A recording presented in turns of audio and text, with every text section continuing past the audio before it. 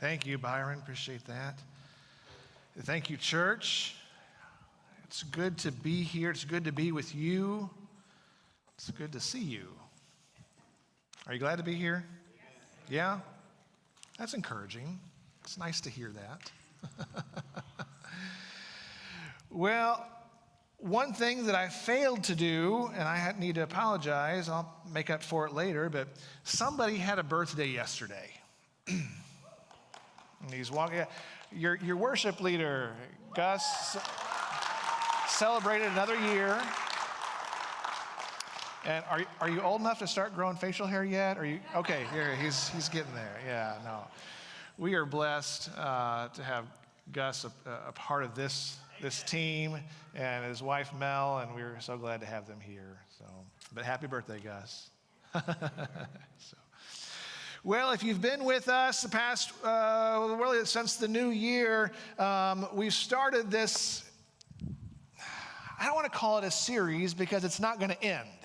I think we're starting a movement here at this church, at PBN, but also we're joining a bunch of other Nazarene churches around USA, Canada, in this idea of becoming a church that blesses.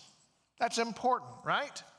Because the concept of being a church that blesses means we focus more on what happens out there than inside these walls. Because if we focus on what happens inside the walls, that's essentially a country club, right? We have our membership list, we pay our dues, and we come and we sit in our comfortable padded pews or chairs, and we have a beautiful cafe, and we're focused on what happens inside. And that's good. And I love that. But the picture of the church is to go. Would you agree?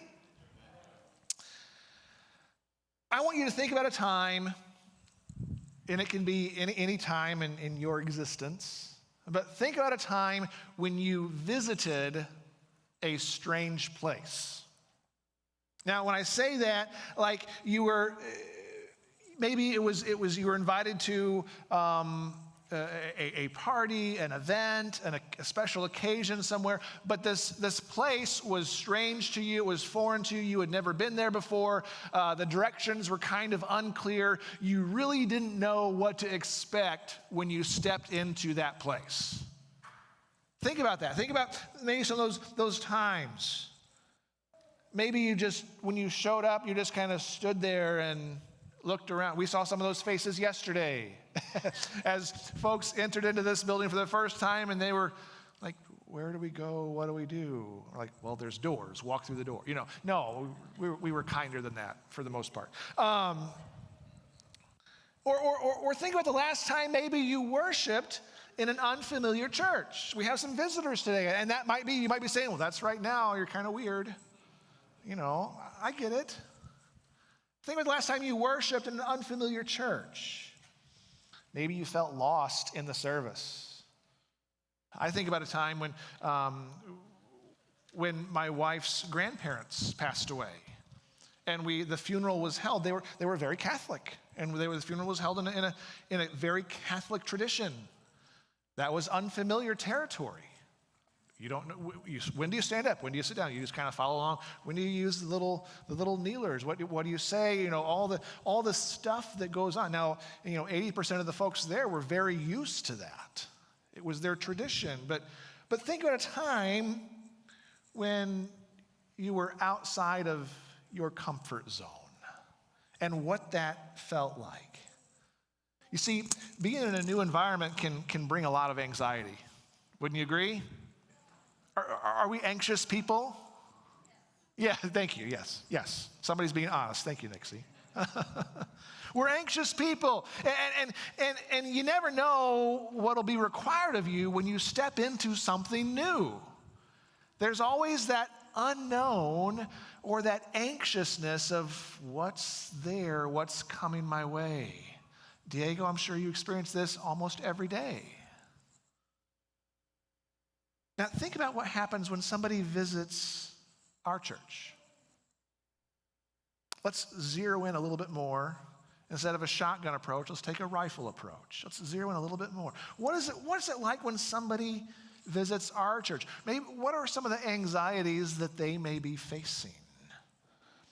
If we were to go out into our community and we're to take a survey just right here in our neighborhood, maybe 2nd Street up to 6th Street. And we just take a survey and ask them, what do you think goes on inside this building? Can I tell you a secret? I love when I'm asked, what's a Nazarene church? Like, what do you guys do? I love being asked that question.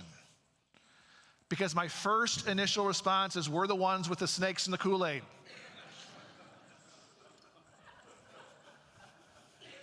I love being asked, and then I'm like, no, just kidding.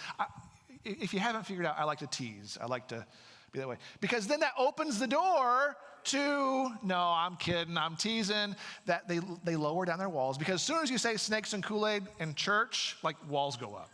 Like, oh, and then oh, I'm kidding, and so walls come down a little bit more. And there's a softening, and you get to really tell them about, how awesome this church is. This is who we really are. I love being asked that question. But I'm curious, if we were to take a survey right here in Old Pompano, what would people say about PBN? I'm curious.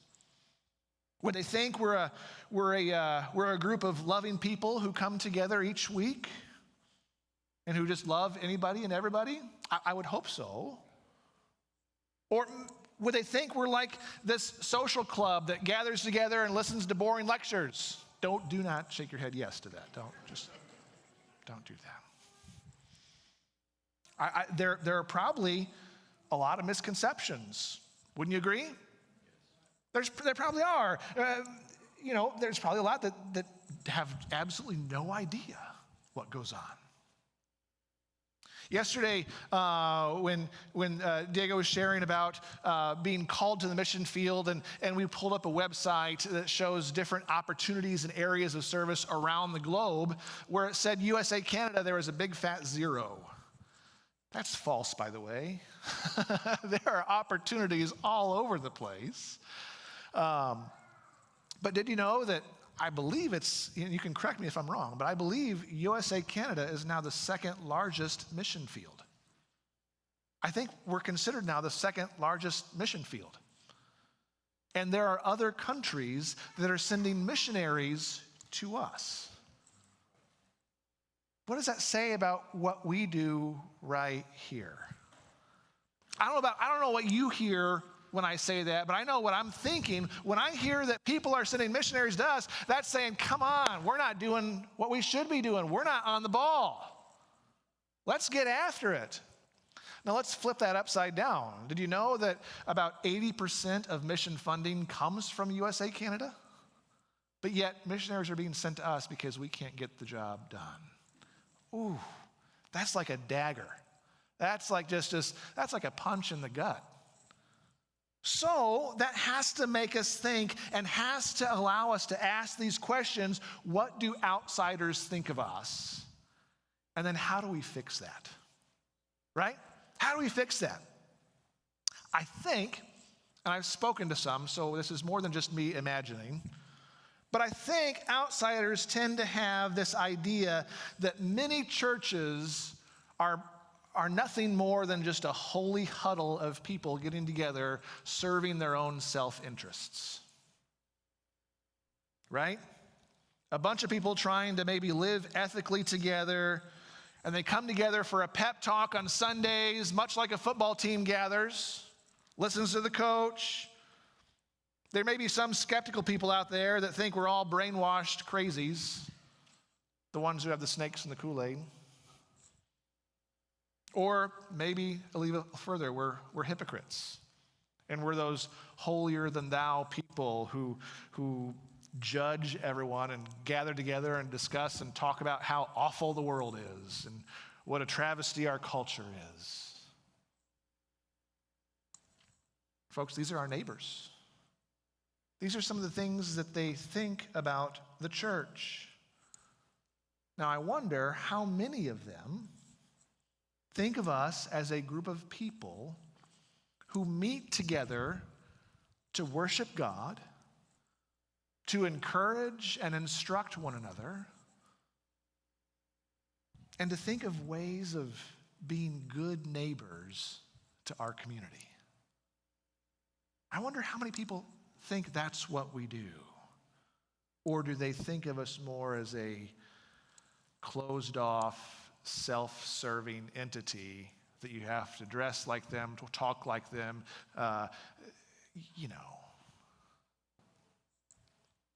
And what about our own perceptions right here in this place? So let's zero in a little bit more. What about those who are just right here, sitting, listening, or watching? Do we consider ourselves to be a neighbor-loving, outreach-minded group, or are we just a self-serving huddle of folks who have similar interests? I think it's worthwhile to ask that question, wouldn't you agree? So as we process through that, or maybe it's just me processing through it, it's probably just me. You guys don't think about this at all. But as we process through this, what do you think the purpose of the church is? What's the purpose of the church? Now, in order to answer that question about the purpose of the church, I think we need to go back to the original teachings of Jesus and the early church and how all that worked together. And I think we need to look at the original teachings, how the early church functioned, and then we need to then recalibrate the mission of this church. We need to be reminded of what believers are supposed to be doing inside and outside the church, right? And when I say church, it's two-part. It's the building, but it's you. So what are we supposed to be doing inside and outside the building, but also our holy huddle, our group? The Apostle Paul was one of the great and early church leaders, and one of the references that he made about the purpose of the church is we are called to be ambassadors of Christ. That carries a lot of weight. So let's talk about what it means to be an ambassador of Christ. An ambassador is somebody who goes forth and represents whatever entity they are a part of.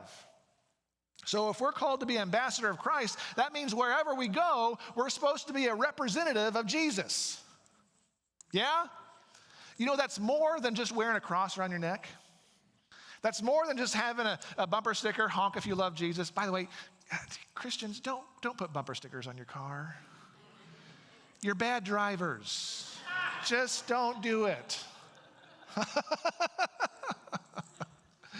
So, we're looking at maybe having some like church merch stuff, like t-shirts or mugs or stickers. We're not getting bumper stickers. We're just not doing it. So don't do that. But I want you to hear from Paul's second letter to the church in Corinth. He says these words, and I want you to follow along with me. I think they're on the screen.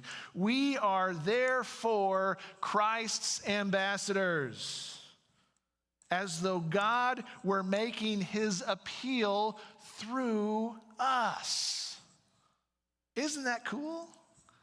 We are active participants. We are important pieces in his mission.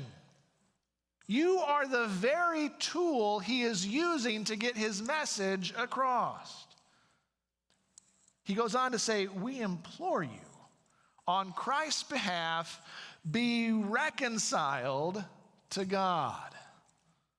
So as ambassadors for Christ, we are seriously, specifically representing his desire for the world to be reconciled to Jesus, which means I think we should probably act more like that, right? I want you to know the way that you act between the hours of 10 and 12 on a Sunday should be the same way you act between the hours of 9 to 5 in your job or whatever hours you work. We should be the same people wherever we go. The problem is we've gotten really good at putting on a mask when we walk into church. Everything's put together. I'm happy. I'm smiling. I just didn't yell at my kids 30 minutes before we got here, screaming at them to get dressed and out of bed and ready to go. Guilty. I didn't just have an argument with my wife over why there are still dirty dishes in the sink when I told her I'd clean it up. But when we get here, oh, it's so good to be in church. Praise God. Oh, I just love seeing you. And we're hugging, we're shaking hands. But yet, really, is that really how we've acted and been? We're excellent at putting on a mask when we walk in. Folks, the best thing we can be is just real. Just be real. Are you struggling? It's okay to struggle. Having a rough time? It's okay to have a rough time. Now, we're not going to have a pity party, but let's figure out what's going on and let's walk through it. The church comes to encourage and equip and walk together through life. And this is Paul's idea. We implore you on Christ's behalf, be reconciled to God. I think another way to translate this is let's be real with our relationships, specifically our relationship with God first. Because when you walk in on a Sunday morning, just after you've had a fantastic argument and road rage on 95 and everything else, and you pull in and you put it in park and you walk across the street and you put this big smile on, you may be faking out some people here, but God's like, I know better. He knows, right? So I think part of being reconciled to God is just being real. Yeah? Just be real, because you know what? One of the things that our culture wants to see from the church, and this is from research, Pew Research and Barna Research, they want to see authenticity. So let's quit being fake. Let's quit wearing the mask. Let's be authentic all the time. Yeah? Yeah? I know, you're getting there. It takes a little bit. That's all right. Now, last week we started our study of Luke 10, where Jesus discusses the two greatest commandments. Do you remember that? Some of you are like, I wasn't here last week. That's okay. I want to refresh you. The two greatest commandments, remember the Pharisees are trying to trick Jesus, and what's the greatest commandment? How do I get eternal life? And that was one of the questions that was asked. And he goes on to say, first thing you got to do is you got to love God with every ounce of who you are. Heart, soul, mind. You love God with heart, soul, mind. All your strength, everything that you are. And the second, just like it, is to love your neighbor as yourself, right? Just to refresh you. Now, later on in Jesus' ministry, he gives another commandment, which really it's not so much of a commandment as it is a commission. You find it in Matthew 28, and you also see snippets of it in Mark and Luke as well, but we know this as the Great Commission. It's the final instruction of Jesus to his followers, and they were commissioned to go and make disciples, proclaiming the gospel message wherever they went and whatever they did. So in other words, to kind of go back to this football metaphor of our holy huddle, the church is meant to be not just huddling and learning and practicing. The church is not meant to be on defense, just kind of hiding away, waiting for the world to get better so we can go back out. The church is actually supposed to be on offense, attacking, moving forward, taking ground. The church is supposed to be active, go out, and not sit in. Too often, as a church, we say the words, hey, come and see, when really we should be the ones going and being the church. See, the Great Commission gives the church a clear direction, but a passage that often isn't considered is what we call the Great Commandment. We like to focus on the Great Commission, but we miss out on the Great Commandment, which we introduced last week. See, if we just do the simple things, we look at the Great Commission, okay, you're supposed to go everywhere, we're supposed to baptize, make disciples, teach, all this stuff, and we're like, I don't know that we're really equipped and ready to do all that. I don't have the training, I don't have all the diplomas on the wall, I haven't gone through this class, I haven't read my Bible in 2 weeks. You know, we have all this list of excuses on why we can't fulfill the Great Commission. But then we look at what we started discussing last week, which we're going to focus on more today. What if we just do the 2 simple things that are considered the greatest commandment? What if we do 2 simple things? What if we just love God and love others? What if we just did those things? Last week we looked at Luke 10. We're going to look at the same story from a different perspective. And we're going to see what Matthew has to say in chapter 22. So if you have your Bibles or your tablets, your phones, or whatever you want to use, would you turn with me to Matthew chapter 22?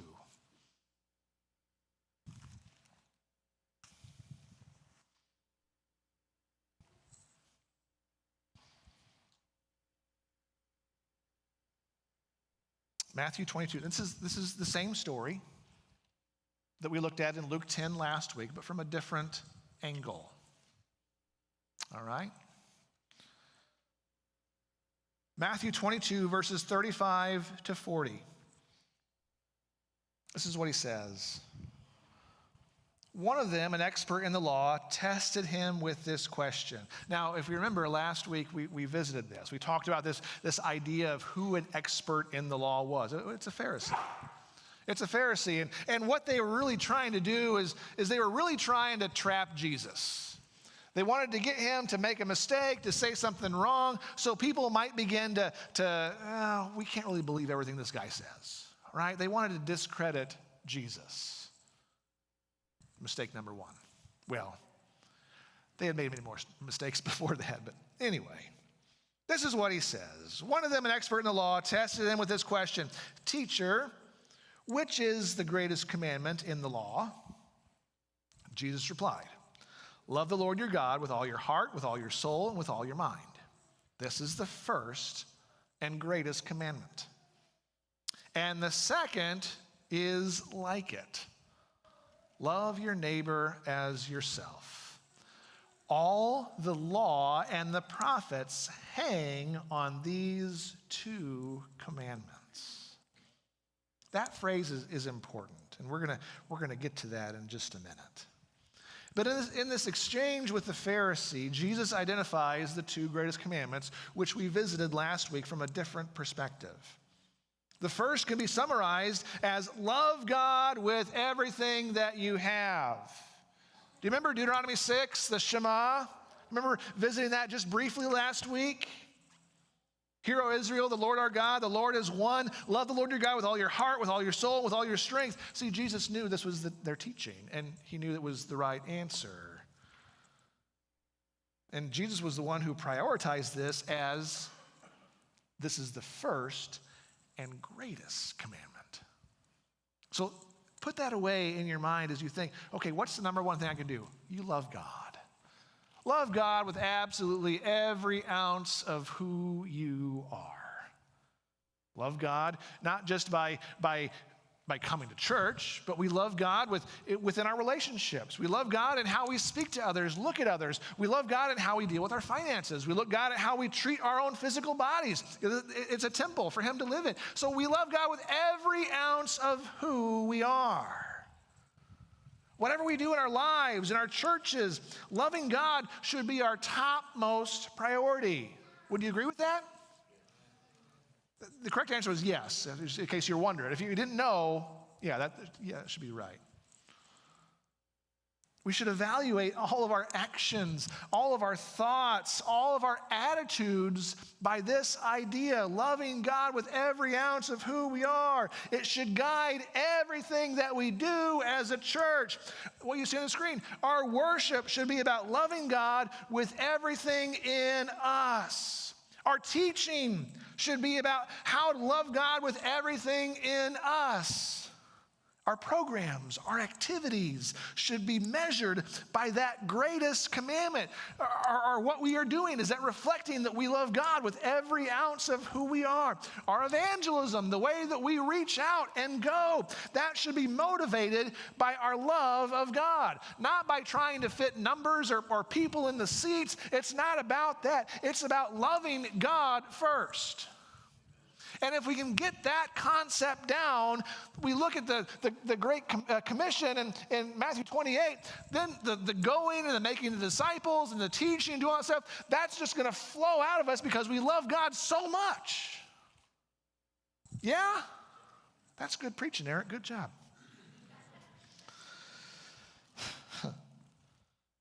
Most of us, we can probably understand the purpose of the church should revolve around loving God. I mean, that just makes sense, doesn't it? That just makes sense that the mission of the church should revolve around the number one greatest commandment of loving God. Yeah? Okay, good. Good.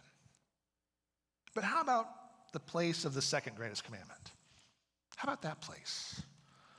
How should that second greatest commandment be factored into what we do? How should that be processed?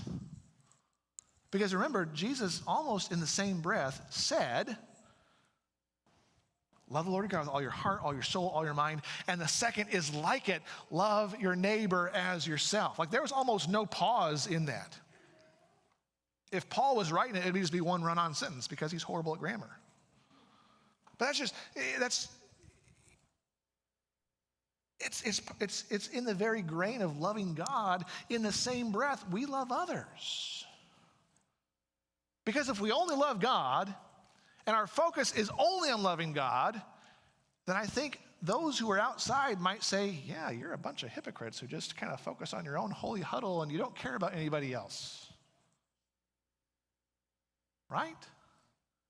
But see, the idea of loving God is so much more than just us and God, because when we love God and His love is inside us, it's almost natural to begin to love others, because God is a God of relationship. That's how He designed us to be, in relationship. The theologian Leon Morris, he wrote this in his commentary on Matthew. Jesus was asked for but one commandment, but He goes further and adds a second. He says, is like it. This wholehearted love for God means coming in some measure to see other people as God sees them. And all people, regardless of background, regardless of what they have done or they haven't done, where they're from, whatever, regardless of that, all people are objects of God's love. Therefore, he goes on to say, anyone who truly loves God with all their heart, soul, mind, being, strength, everything, right, must love others. It makes sense, doesn't it? It's like the puzzle pieces that you finally go, oh, these two go together. Oh, that makes sense. Yeah.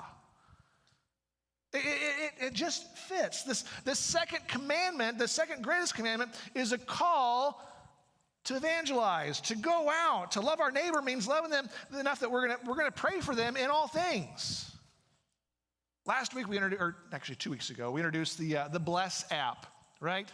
So far, as of yesterday, 39 of you have signed up for the Bless app. That's really cool, which means there's over 800 of our neighbors being prayed for.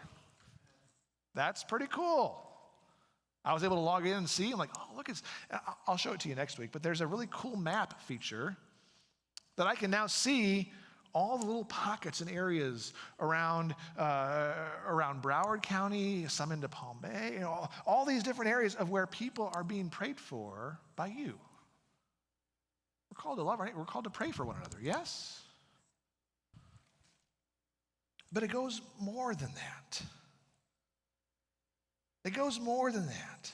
When introducing the second commandment, Jesus said, the second is like it, meaning it's like the first. But in what way is it like the first? I think that's a good question to ask. What way is it like the first? Biblical scholars have explored the implications of this designation. We look at all the words and the meanings and the inflections and all this stuff.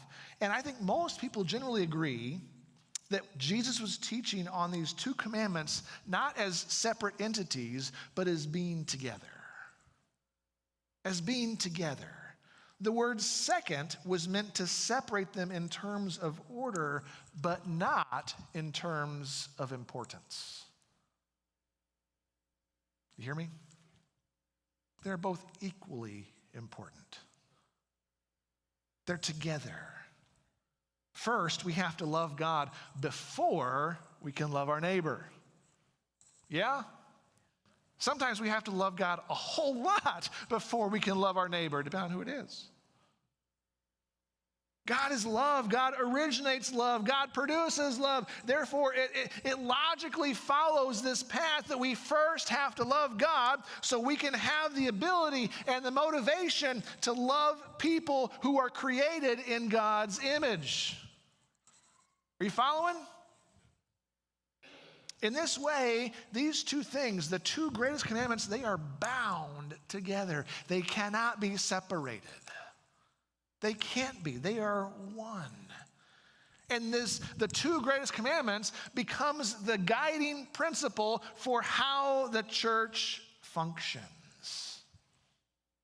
Now, Jesus elevates these even more.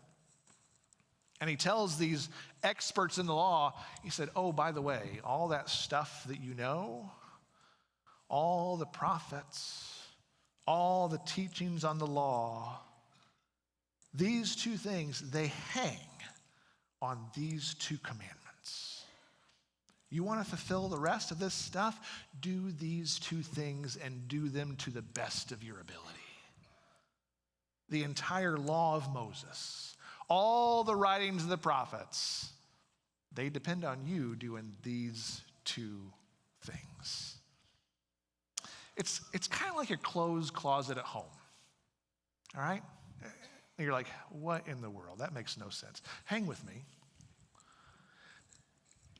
Your clothes closet likely has this long pole that extends the entire length of your closet, right? You open up the doors, whether like the accordion doors or whatever, and there's this pole, right? And we have hangers. Our boys have these, they don't use them. And they put clothes on them and they go on the pole, right? You got the picture, you're probably picturing your closet. Hopefully it's in order or somewhat in order. How many of you are sitting next to someone who has a lot of clothes hanging on their closet pole? Don't point fingers.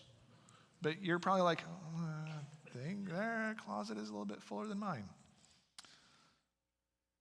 All that weight of those clothes is hanging on that one pole. If that pole breaks, if that pole bends, what happens? Everything crumbles. And you've got it. Have you ever had that happen? We came home one evening, and not here, it was in our house in Kissimmee before we moved, and he came in and walked in the bedroom, and like there's this stuff like oozing out of our closet, like just like this smell. I'm like, what happened? What is all, and the pole had, right? It just broke. Think about that as an image when we talk about the importance of the greatest commandments that can be seen when it comes to following all the rules. I don't know about you, I don't like to have a list of rules that I have to follow. In fact, when people come to me and say this is how you're supposed to do it, I will say, I'll go do the exact opposite. That's just my personality. Angela's shaking her head, yes. So if you come to me and say, Eric, this is how it's supposed to be done, I'll be like, watch me. That's just me. People tell me, oh, you can't do that. That's exactly what I'm going to do. So Jesus comes along and says, this is how it works. We have this pole. Everything, all the rules, all the stuff, and we like to focus on the rules because it makes us feel good about ourselves. Well, I've checked this box off, and I've checked that box, and I've done this, and look at how good I am. But But what if we stopped focusing on all the extra stuff and we just focused on two things? If we just looked at the pole, is that pole in the closet, is it strong enough? Is it strong enough to carry all the weight of all the extra stuff that we should be doing? Is your love for God and your love for others strong enough to hold up the rest? I believe that's where Jesus wants us to be. The Apostle John puts it very bluntly, and he says in 1 John chapter 4, verse 20, whoever claims to love God, yet hates a brother or sister is a liar. That's pretty straightforward. For whoever does not love their brother and their sister whom they have seen cannot love God whom they have not seen. Therefore, as individuals, you and I, we as the church, we have to take this idea of the greatest commandments seriously if we're going to fulfill what Paul has called us to go, to be ambassadors for Christ. We have to. I don't think that's too much to ask. We love God and we love others. Now, ironically, it seems it's easier to love God than it is to love people. Would you agree? Yeah, don't look at anybody. Don't look around. Loving people is messy. Loving people can be complicated. People let you down. You can love others and maybe not receive the same back. We can appreciate and try to build up others, but we don't receive anything in benefit. So the question I think we have to ask as we walk through this time together, not just today, but even the next couple of months, is how can we be a neighbor who shows love the same way we love God? You know, Jesus answered that very question by telling the story of the Good Samaritan, which we looked at in Luke 10 last week. And we learned that after telling that story, Jesus asks the Pharisee a really an unexpected question. See, Jesus didn't answer the Pharisee's question directly. Instead, he said, okay, so who was the neighbor to the man who was robbed? Who was the neighbor? I think it's a critically important question that we have to look at for ourselves. Not who is my neighbor, but who am I being a neighbor to? See, we're really good at answering the question, who is my neighbor? Well, I got my coworkers, I got people I live next to, the folks that we get along with, they're easy to call neighbors. But the real question I think Jesus is asking us is, who are we being a neighbor to?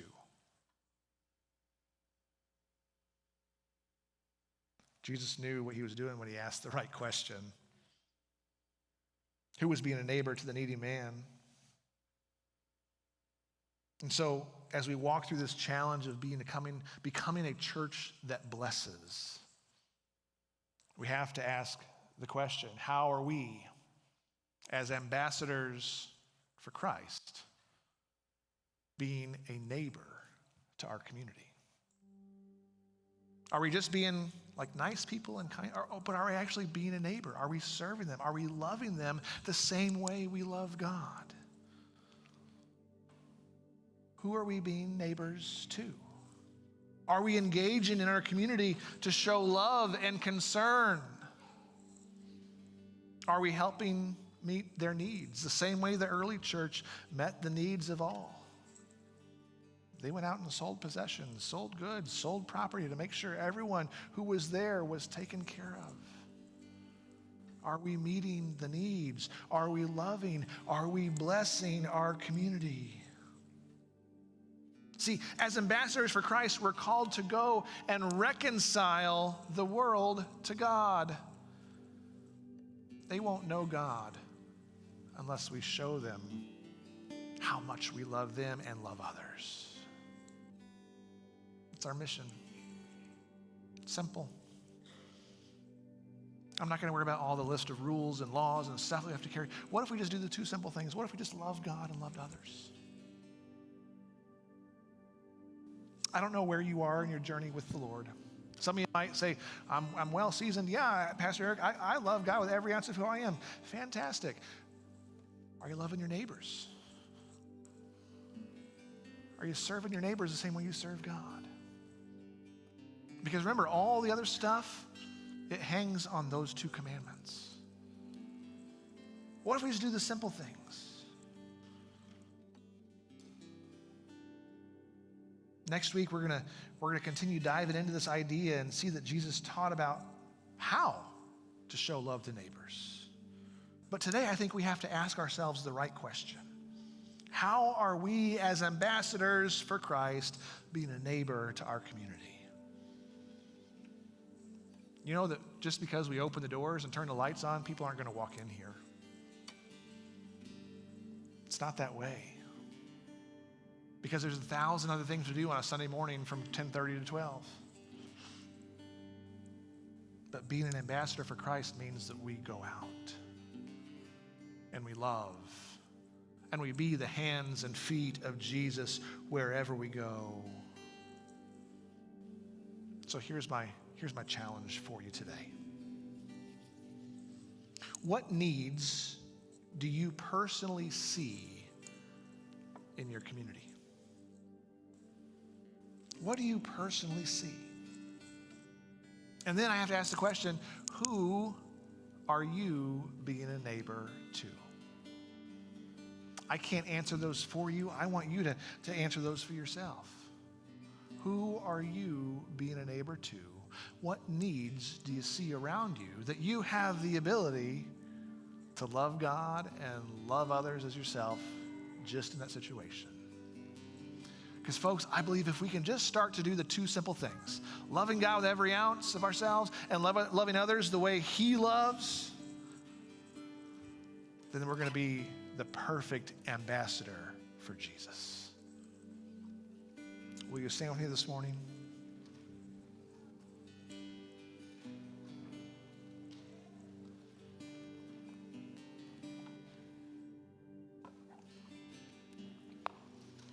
I don't know exactly, I mentioned this earlier, I don't know exactly where you are in your journey with the Lord. But I want you to hear this. I want you to hear and know that He loves you right where you are. Just the way you are. And He loves you so much that He loves you right where you are, but He refuses to let you stay that way. In fact, He wants us to take steps to become more and more like Him. Remember, He created you in His image. So let's, church, let's focus on loving God and loving others. Because God loves you just the way you are, we can love them just the way they are. But we can't do that until we go out. I want to pray for you. I want to give you encouragement. And then we're going to sing our blessing song, and then we're going to be sent to be the church. Just because our church hour ends, and I'm a few minutes over, but just because our church hour ends doesn't mean we cease being the church. We continue. It's not come and see, it's go and be.